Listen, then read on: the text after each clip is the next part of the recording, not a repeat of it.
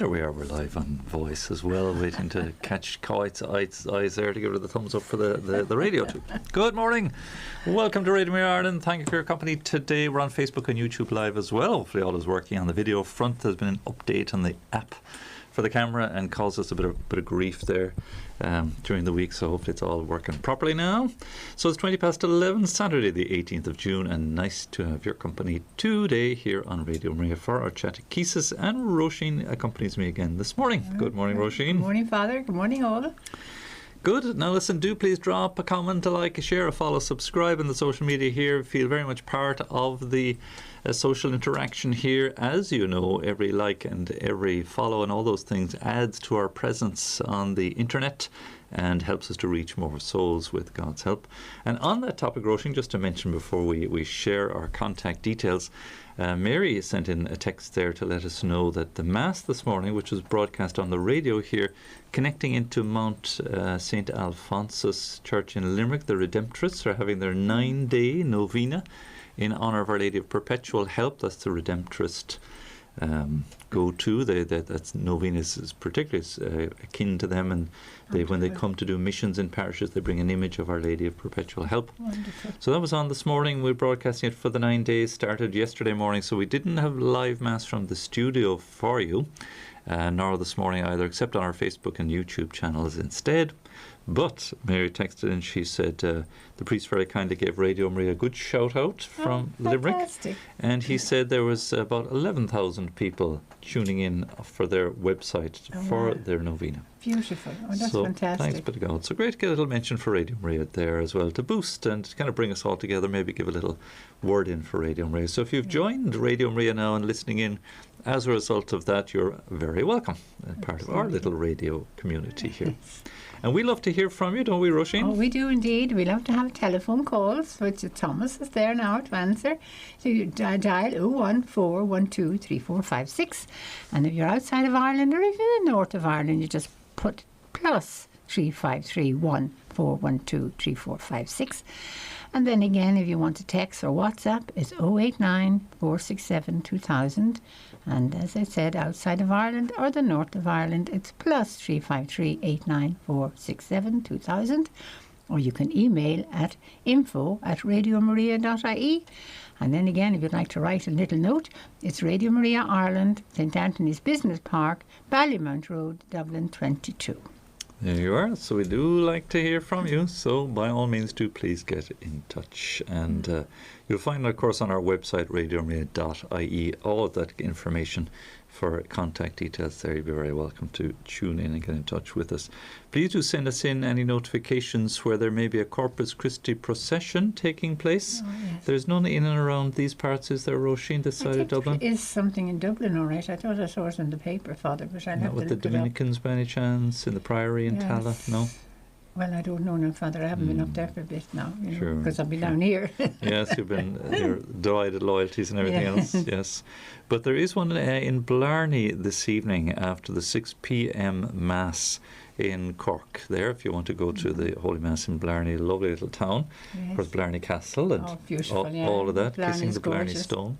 So if you'd like to join the Eucharistic procession there in honour of Corpus Christi after the 6 p.m. Mass, do drop along to Blarney Church, and do let us know if there's any others around the country that we can announce and give a shout out to here as well. I'll have a scroll through my own social media here to just check what other notices have come through as well. Now, Roisin, we had a lovely trip to Glendalough. Oh, it was heaven, Father. It was really wonderful to get down and to learn all about St. Kevin. Mm-hmm. And all the wonderful work you did, and did that lovely church that you said Mass in, Father. That was beautiful. St. Kevin's Church. It's the parish church of Lara or Larach. Yes. In Glendalough. Yes. And what we learned, Maura the sacristan, very chatty there, wasn't her first time this week, even that there had been. Did she say 3? We were the third group of visitors to come to say Mass in Glendalough. Oh, isn't that fantastic? Just this week, yeah. So she said since the restrictions have eased that the groups are coming back again. Lovely, yes. And a priest with a group from the United States came to visit Glendalough and got permission obviously to say Mass there. Wonderful. Absolutely fantastic. I thought we would sort of be one out of the blue, they wouldn't have regular visitors like that, but terrific. Well, it's a fantastic So- place. It's a beautiful place, Father, and it's a lovely area to go to, but it's also a very holy place. You know, and you see the old church buildings, and you see how the faith was there in Ireland for years and years and years, you know. It's fabulous. Yes, and St. Kevin, our patron here in Dublin, secondary patron, St. Lawrence O'Toole, would have been around the same time too as the Yes. patron of Dublin Diocese. So a real stronghold, if you like, of faith. Our roots really go in Dublin, at least will go back to there, to Glendalough. You know, and just a beautiful spot with the two lakes and the mountains around it, and beautiful place to visit. Lovely to see all the children out running around, whatever group of children there come. was quite a lot of people out doing the walk, Father. There was quite a lot. And I fed the birds. I was going to say, the birds came out to talk to us too. You were preaching to the birds. Yeah. One little bird turned up on his own, so I gave him some of the scones, you know. It's the scones. So Roisin scones are famous in the bird kingdom now. So, and then after about 5 or 10 minutes, a whole flock of them seemed to land. They all heard the news. A little bird told them. And they arrived in force. Yes. Yeah, obviously the birds are used to the tourists coming and used to getting the crumbs or whatever, sandwiches and things Yes. you'll Well, be that bringing. little bird that you spoke about this morning, Father, on the table landed. That was amazing. Little chaffinch, lovely little fella. Landed in the middle of everybody sitting there, like, you know. Yeah, no bother to him. How's it going, lads? I'll just take these crumbs if you don't mind. And off he went. Yeah, it's a lovely visit. Of course, we had a beautiful day first. The weather, Yeah, that's the weather was gorgeous. fabulous, yes. Yes. And there was We're blessed. a bit of sunburn going around afterwards as well. Oh. But no, and again, it's just one of our many pilgrimages that we've started. So we'll continue with God's help. So that's our fourth pilgrimage. We went to Knock. Yes. We went to St. Patrick's College, Maynooth. Yes. We went to St. Mel's Cathedral in Longford. So Glendalough is our fourth. Fourth one So where are we down. going next, Roisin? Have we any clue? Gosh, Father, I don't, I'm afraid. We'll go to Rome, maybe. No, you're stretching it. But we're open to suggestions, certainly. We have mooted the idea of going to the Radio Maria headquarters. All right, yes. Dermot was chatting about that idea, and that's long since that's ever before we even started, or the notion of a local pilgrimage. But to go and see, you know, the origins of Radio Maria too. Oh, that'd be wonderful, yes. And in the Radio Maria Italy there, in Erba is where it all started. Como is the district in the north of Italy, about 50 miles from Milan. You fly into Milan and drive north, up into the mountains. Beautiful scenic spot as well across You were northern there, Italy. Father, weren't you? I was Years and there years two ago, or yes. 3 times. Yeah, Yes, nice yes. little spot. And they've always statue of Our Lady on a pillar outside the building, and she has the backdrop of the mountains behind her. It's really is nice. And inside, it's very well equipped, like any good Radio Maria studio is. And they have downstairs in the basement area a big kind of conference room, sort of a theatre type thing, and made for big groups of visitors to come and to hear, you know, the from the world family of Radio Maria and the latest in news and the latest in just a few encouraging words or whatever, and that lovely little chapel next to this very same spot downstairs. So when the priests were gathering in the early days that I was travelling over and back there, we'd all get together there. And then all the radio studio and all their stuff is upstairs then as well, and we just kind of pass them by and wave as we're going by, not to disturb them. The marvellous work they've done, Father, like, I mean, it's spreading all over the world now. It's growing all the time. Yes. Thanks be to God, all the time. And the new offices then, which is a house I think they were given for the World Family, they're kind of the headquarters of the World Family, which is distinct from Radio Maria Italy. They're two sort of distinct bodies, if you like. But the World Family would oversee the activity of Radio Maria all around the world. And that's beautiful premises there. They've done that up, and it's a nice set of offices. So that'll be a lovely place just to drop in and say hello and meet and greet and put faces on the names of all the people involved. Raffaele Galati, he's our coordinator for Europe. He would have an office there now, but he'd be travelling around Europe. He was here, Father, a few times. He was here a good number of times. Was, and I'm sure you met Bernhard Mitterotzner as well. I met him. I met 2 different men. Yes, I did. He was over and back umpteen times in the early days to help everything get started and sorted. But we owe such a great debt to them for their support and their encouragement. So that's certainly on the cards at some point. That's a great idea. We should head to Italy, and we should probably do a visit to our friends in Radio Maria England at some point. Especially now. Head It's over to wonderful that they're Cambridge. there now, isn't it? Yes, and they're establishing a new office in London as well. So no reason why we couldn't all jump in the car, get on the ferry there down Dunleary or wherever it's going from, Dublin. I don't know where the ferry port goes across to Liverpool or Holyhead. And take a drive down to Cambridge and meet our friends over there. It would be nice for a bit of a jolly, go out for a weekend or something. Absolutely, Father.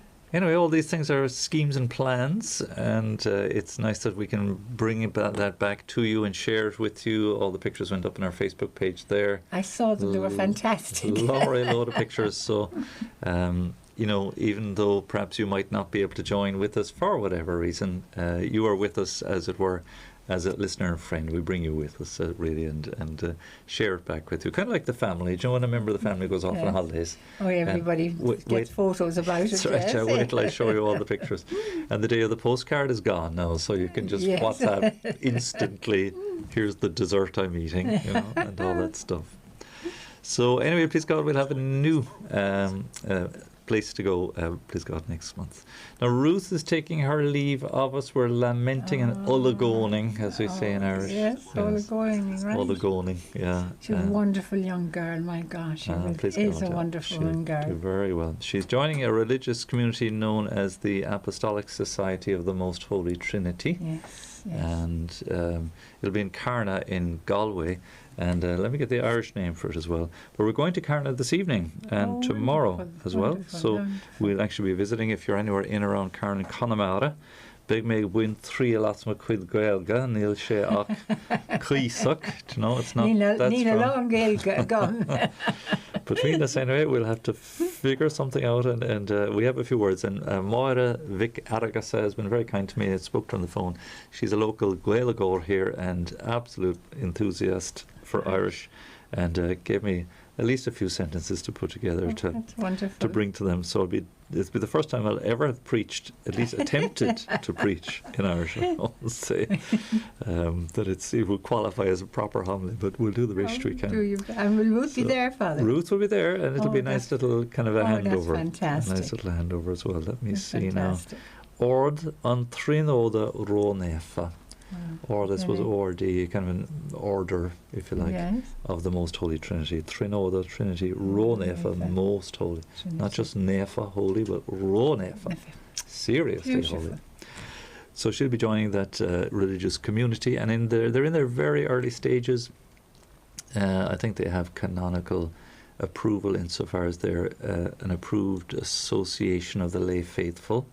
And then it takes time for a constitution to be formed, and a rhythm, if you like, of a way of life to be established, and it needs to be approved by the bishop, of course, for permission to begin, and it needs to go to Rome as well then for proper permission. Right. It knows that the religious are getting correct formation and sound formation, and that is running along the lines that the Church would envisage for religious communities. They're quite strict about it nowadays. So. And that's a good idea too, Father, to get to do it right. Yes, correct. That that people's lives aren't thwarted in some way just because they have the zeal for a vocation, but they're somehow misdirected, not realizing that maybe this isn't the life for them, and the formation doesn't lend itself to helping them discern that path.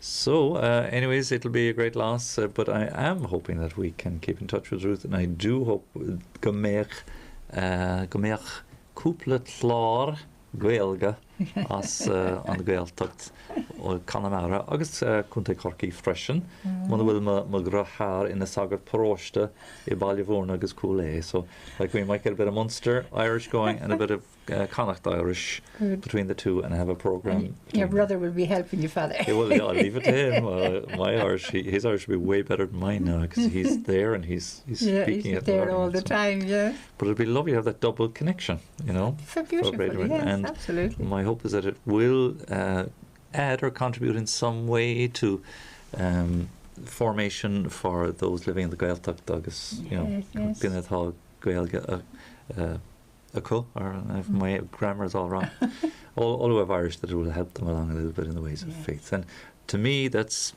kind of a yes moment, because we're Radio Maria Ireland, and we're preaching to the Irish, and we should certainly be holding fast to our culture, that's absolutely our teanga, In our language, yes, absolutely. Correct. So that's all good news. It's all good news. Well, please God, now she'd be. And I did tell her father that when she comes back up, she can come and stay with me. Oh, there you are. She has free digs. Yeah, free digs. Cool.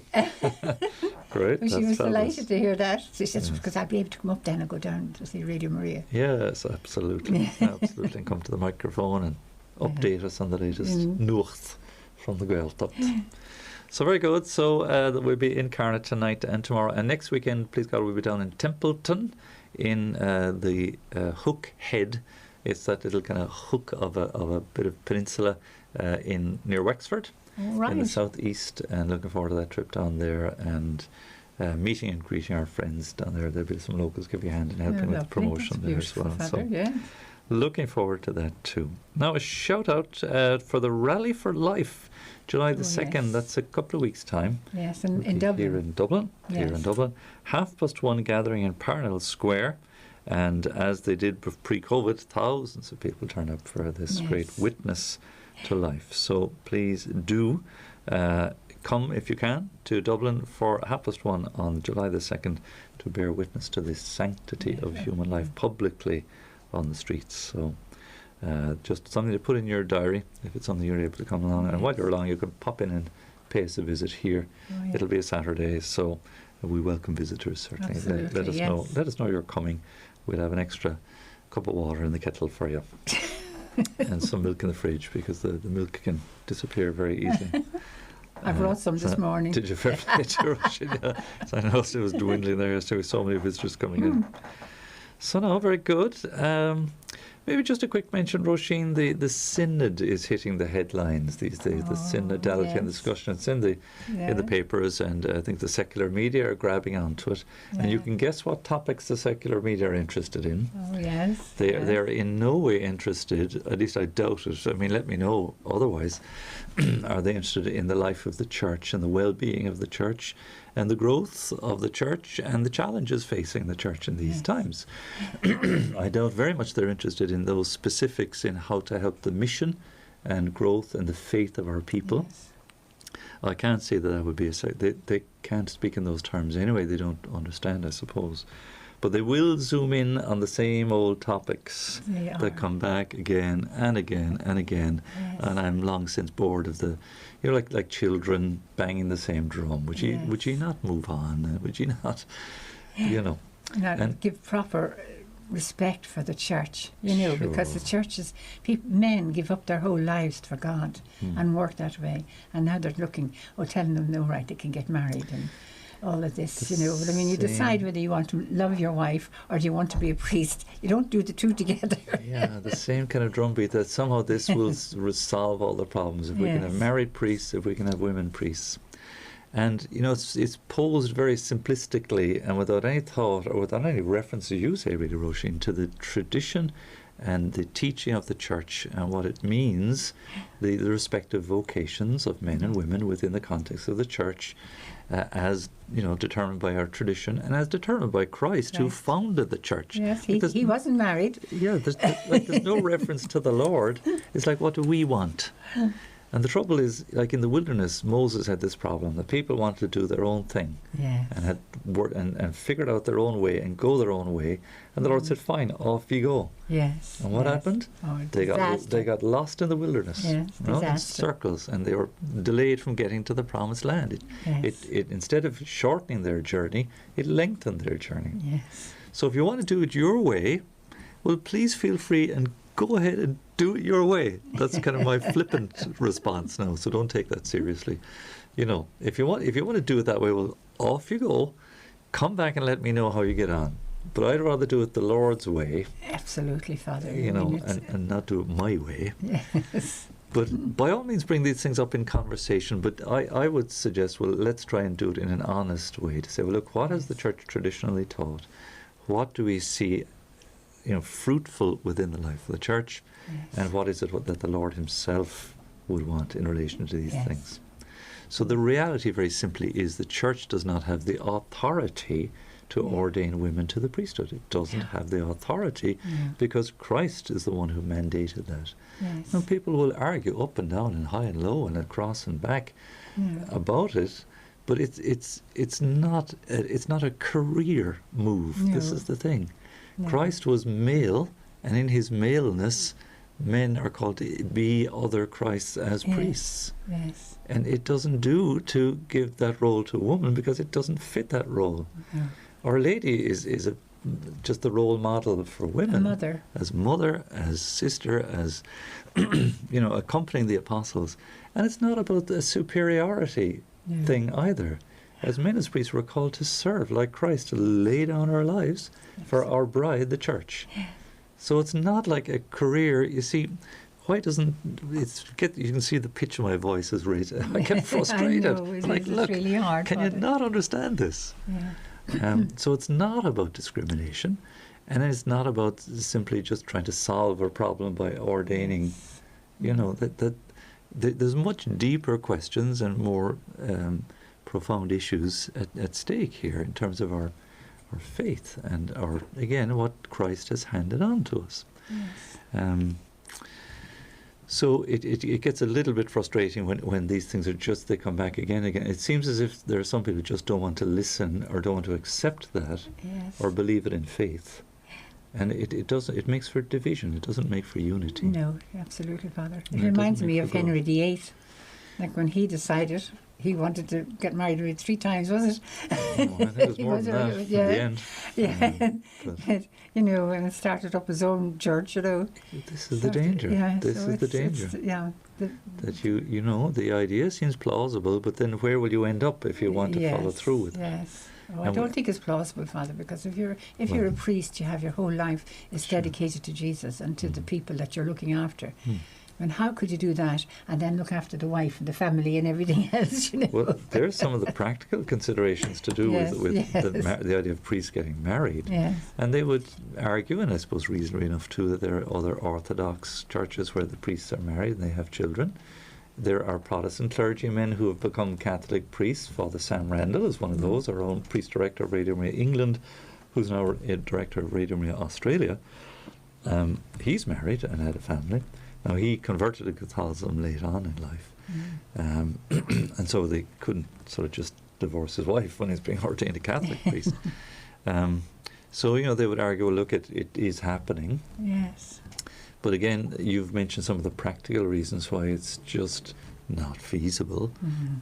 I mean, the very simple, basic argument in relation to married priests in relation to the finances, you'd have to not just double your offerings to the church, but probably quadruple them to help pay for the priest's wife and his children. Yes. You'd be talking about a pretty substantial salary. And, as you've referred to as well, Roisin, a married priest could really realistically only be available during office hours. Yes. If you've got a wife and children to attend to, that's, in other words, how can you have 2 vocations with great difficulty? And it come back to exactly again as you were saying, Roisin, Christ himself. We look to Jesus Christ, who was not married, and who describes celibacy as a charism or a gift, let those accept it who can, as a gift for the sake of the kingdom of God. Yes. That there's a higher order of things at work here in the reason why priests don't marry. It's because in the next life there is no marriage. No. There are no weddings in the life to come. And the priest, like religious, are a signpost to that reality that will subsist for all eternity, because we will then be in perfect communion with one another and with God. There is no need for the communion of marriage to beget children in the life to come. So it's a special vocation, married life. And again, it's like you were saying, right, like how can you have 2 vocations at the same time? Yes. How can I have a vocation to be one thing and something else? It simply doesn't make a great deal of sense, So anyways, these conversations and these debates will be thrown at us relentlessly, especially by the secular media, as the synod unfolds and progresses. And what I might certainly do is just go a bit deeper with you, rather than be a bit frustrated and annoyed with it. That's not helpful either. I know. But there are wonderful documents that the Church has issued, both in relation to the question of celibacy as a gift and charism in the Church, and the ordination of women as an impossibility within the church, but not as something seen to be exclusive.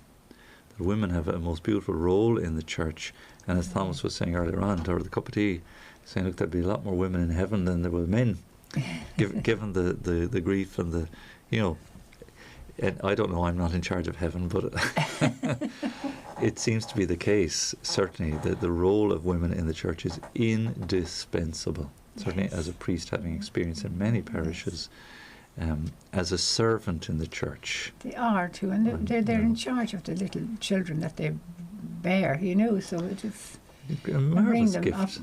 Bring them up into the love of God. It's just a joy to be a married woman and have a family. Yeah, and like that's a beautiful vocation in its own right, and no man can take that from you. No. I can have all the wish in the world to be a mum, but it's complete nonsense, And then the other argument is, why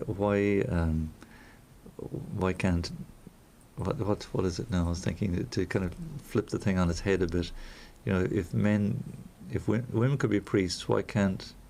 No, I was going to say it in the context of nuns, so it's gone on my head now again. It'll come back. It was the same sort of nonsensical sort of notion that nuns can't be mothers, All right, yes. Or nuns can't be priests, or yes.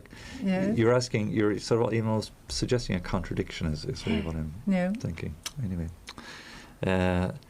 So we'll come back. We'll come back to it in more depth. But I can see we had a few text messages in just referring to it. That it's obviously raising its head again as an issue, and it seems as if the secular media will certainly capitalise on the synod, insofar as that will feed into their narrative, and again without the context of Christ. So if these debates come up and you hear them on the radio, secular radio, on the TV. Listen in for how much they refer back to Jesus and his teaching. Listen in and see how many times they refer to sacred scripture and that passage on celibacy for the sake of the kingdom of heaven, for instance. And ask yourself, are they referencing back the conversation to the light of the gospel or to the teaching of the church? Or is it just a populist idea that, here's the solution to all your problems, hand on hip, wagging finger, why don't you just go ahead and do this? No. So what's maybe wanting, and to go a bit deeper, what's maybe wanting here, what seems to be absent or what seems to be necessary, is a bit of extra formation in faith. Yes. Understanding why the church teaches what she teaches. And why these teachings are important. Yes. That's the answer, Father. Yeah. So, here, I'm hoping Radio Maria, we're sort of filling that gap a little bit to help people deepen their understanding of why the church, why we do things the way we do them after Christ. Anyway, Coit has lined up a nice piece of music for us here, and it's Ruth herself, of course, singing Holy Family Mission. God, I look to you. So again, if anybody wants to text her or phone us up, you can phone at 014123456, or you can text WhatsApp at 089467200. And then you can email at info@radiomaria.ie. Fantastic. So please do get in touch with us. We'll pause for a little piece of music now from Holy Family Mission. God, I look to you.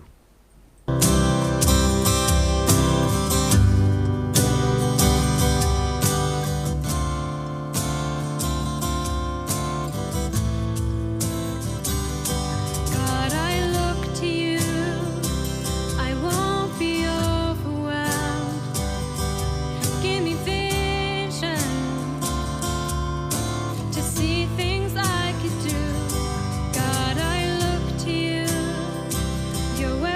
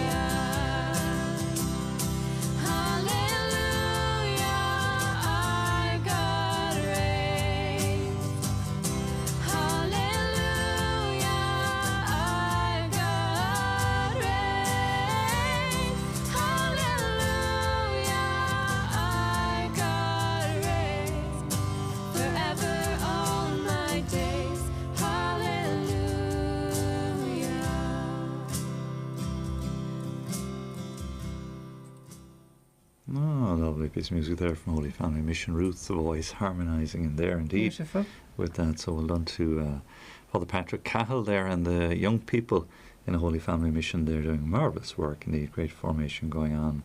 So thanks everybody watching in on Facebook today. Joanne let us know that there's a Corpus Christi procession after the 11:30 a.m. Mass tomorrow morning from Cavan Cathedral. So up along Church Street and down Bridge Street and back by Farnham Street to our tent on the cathedral grounds. Always a beautiful witness for our town. Great to hear, Joanne. Thanks very much for that. So that's Cavan Cathedral after the 11:30 a.m. Mass tomorrow morning.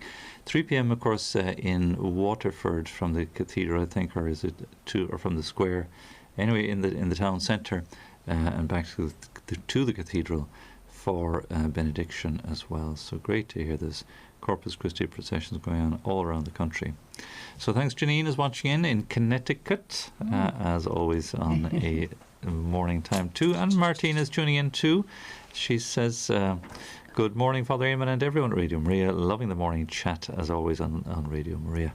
And I see Marvin has responded there too. So thanks for everybody connecting in and checking in with us. Now I have in front of me, this is long awaited. Now it's only a penultimate stage, our daily prayer companion. I saw that there, Father. Wonderful. Ruth's project. She's working on a fair bit as well. I'm trying to get her along. So what we did is we've been through it several times and we have vetted as much as we can, but we've mocked up a printout of it so that if you use it for the prayers today, so you know the sheets you have in front of you there, Roisin, won't need those anymore.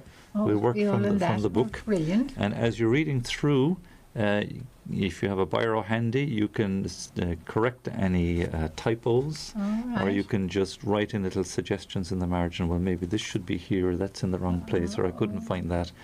Before we finally get that's a great idea, Father. a printout for actual printing. So this little book is going to be a daily prayer companion from Radio Maria, so that for all our listeners that who want a copy of this, we'll have all the prayers that we say every day and a few extra ones as well. They can join in then. That's lovely. So on the back we put some nice images as well of prayers for our Irish saints in waiting. Yes. So Blessed John Sullivan is there, Blessed Edmund Rice, Blessed Dominic Collins, Blessed Margaret Ball, Blessed Francis Taylor. It's beautiful. So we don't have those prayers regularly on air, but I'm hoping to do is to record those and we can drop them in every now and again. Yeah, that would be lovely, Father. But these are the rest of the Irish blesseds that are waiting to be canonised. So I said we put those in as well. Agus tá cúpla lehanach don pádracha trí gréalga freisin on Afra Nefa, so the Mass in Irish, if you want to learn some of those prayers. That's brilliant, Father. Agus na pádracha atá le fáil agus Riv Afran agus Taréis Afran, so the prayers before and after Mass that we use as well, we've put them in as we've taken them from the Missal, both in English and in Irish, because we have a prayer to St. Thomas Aquinas before Mass that we put in, and prayer after Mass to Our Lady. So we put all those prayers in too. Agus tá fáilte an Angle. Yes, I love the angle. I love this here. Pope John Paul. Pope St. John Paul. So the prayers that we'll certainly return to again, we did them for a while, but we'll come back to them again. So the Angelus. Yeah, Angelus in Irish too, in Father. Irish, wonderful. indeed. Yes. Of course, the Ornahar, Shea the Baha, Lord the Nahar, Padre do Radio Maria.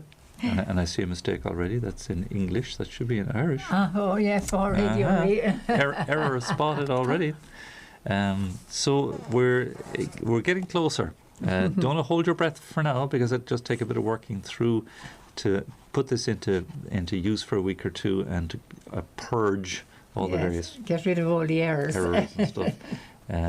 We even have the Latin for the benediction on a Wednesday as well. Right. The text of that is there, that you can join in with that remotely with the prayer book in your hands. So it's nice to kind of have it sort of in physical form. And it's been just a massive work in progress, like any publication. These things just take so much time. But at least it's there and we have it pending, let's say. So that's sort of Ruth's departing. We kind of pushed it a bit before Ruth, before you go, so can we get this done? She's a genius, Father. So there's been an awful lot of work going on. Joe Barker, of course, has joined us now this week, please God. David O'Connor is coming in temporarily to fill in on the promotion slot for us too. So we hope indeed to replace Ruth, please God, in time as well with full-time promotion. But David is kind of helping out just to carry us over for the summer. Lovely. And we'll hopefully line up a few more parishes to be going out and about to be visiting. So there's a lot going on always in the background here at Radio Maria in terms of just the organisation and all the work that needs to be done all the time. Sure, listen, where would you be going? Never a dull moment. But people love it, Father. People love hearing the station, you know. Thanks be to God. There's a lovely little atmosphere here, and like that, you know, when we come, we have our adoration, of course, continuing as well. But again, joining in like that, you feel very much at home and part of the conversation where we can iron out some of the issues and some of the problems and some of the things that come up, and talk them through. Gives and people encouragement. Exactly, and help people along in their faith.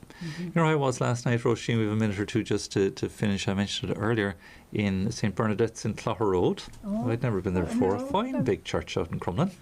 I'd always, as I'd imagine, St. Anne's as Crumlin, but St. Bernadette's, is it Crumlin or Kimmage?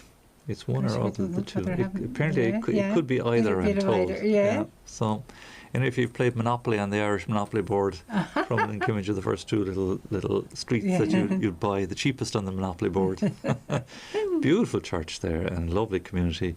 And Deacon Don was leading adoration in the second night, I think, of their novena in honour of the Sacred Heart. Oh, wonderful. So that's 7:30 every night in Clough Road in St. Bernadette's if you want to drop out to there, if you're within range here in Dublin. And we had confessions. There's 4 priests there hearing confessions. Oh, wonderful. And I was just very impressed. Some really lovely confessions that came. And those who came, especially who hadn't managed to get confession since before the pandemic. Oh, right, yes. So I was delighted. Like welcome back. Great that you came. Yes. You know, start again now and pick things up and keep going. That's brilliant, Father, because people, you know, they stop going and then they're frightened to go back. That's the thing, the anxiety and the fear keeping people away, and a terrible shame really, because we need the power of the sacraments, you know. Yeah, absolutely. So just delighted the number who came, and indeed the few who came up as well, and were just coming back again. So absolutely thrilled. So fair play to Deacon Don. He's driving on away all the time with his great promotion of Divine Mercy. Doing great work. So take heart, there's marvellous things going on in the church all the time, and we're glad to share some of them with you here on Radio Maria. Our time has gone, Roisin. Flies by. So I'll be away on Holliers next week, so let me know. I won't be here for Chatechesis next Saturday, or in the course of the week either. There may be repeats put on, whatever they decide. Yes. We follow you need a break. So I'll take a sus biog. Very good. It's now 12 o'clock. We'll take our leave of you on the camera. Thank you for being with us on Facebook and YouTube. Do like, share, follow, subscribe, and all those good things as well. And now, if Coit has the Angelus bells ready, we'll pause to pray our Angelus and midday prayer.